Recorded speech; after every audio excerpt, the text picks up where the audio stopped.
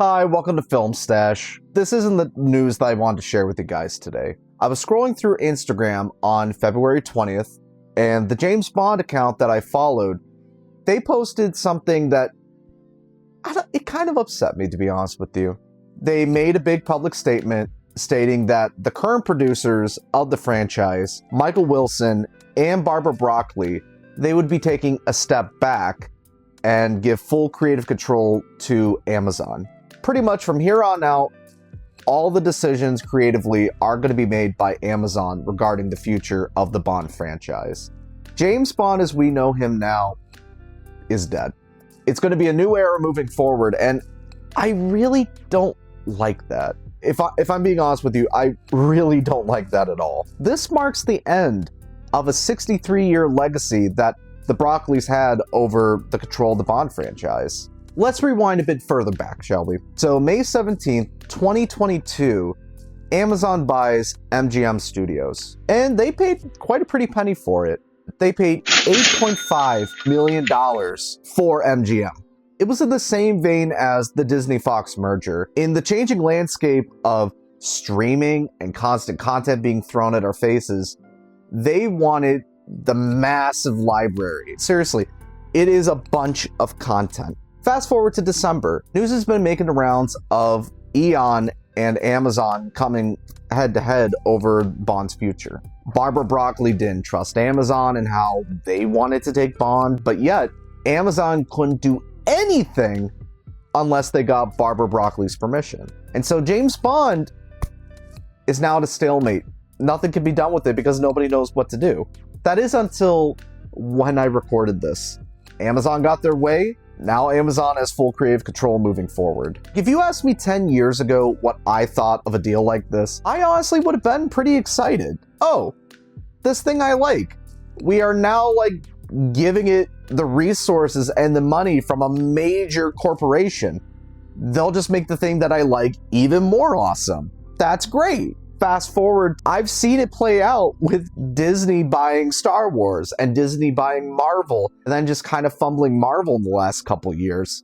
I really don't see how this could get any better for James Bond. And what I see from this whole ordeal, I see us getting not just James Bond movies, I see us getting a whole James Bond cinematic universe. Get ready, people! James Bond movies, spin-offs, James Bond TV shows, James Bond reality TV shows, James Bond the musical. We're gonna have a whole interconnected universe like the MCU. It's just gonna be Bond, Bond, Bond, Bond, Bond. And I hate that. I hate that so much. The thing that I liked about James Bond, and I haven't seen all the James Bond movies, I will readily admit that. They are pretty selective with the stories that they told. Yeah, not all the stories were great. It's a very hit or miss franchise. They were very deliberate on the decisions that they made with Bond. Even though Bond, as written, I have the books, guys. I don't, I've at least read one of those books over there. James Bond, as he was written, was meant to be a Cold War thriller. Obviously, that is very tough to translate as world events change exactly who could be the bad guys and who are not the bad guys. The sensibilities of Bond and just how society views him, whether it's toxic or whether it's just pure escapism. Bond has been able to endure because they follow the basic philosophy of action and thrills. It gets quite ridiculous and goofy sometimes, but I generally think that Bond has been adaptable for quite some time. It does get harder to adapt him as we move forward in time, but I feel like we've succeeded for 60-something years.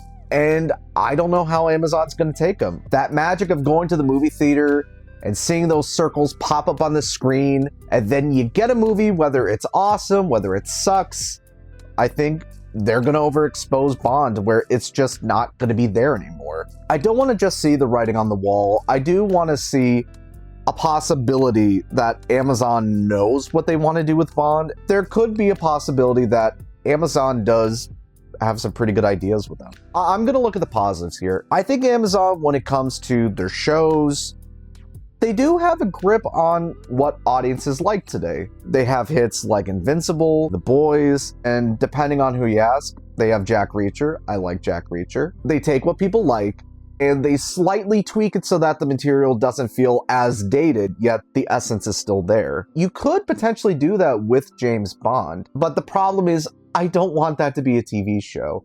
The channel's called Film Stash. I want to see this in a movie theater. It is like a comfort food, weirdly enough. Even if it's not going to be great, even if it might be a little bit different, I go in expecting the same thing. I expect kick-ass action, a great opening score. I expect just a thrilling story overall. Even though I haven't seen all the Bond films, I've mostly gotten that.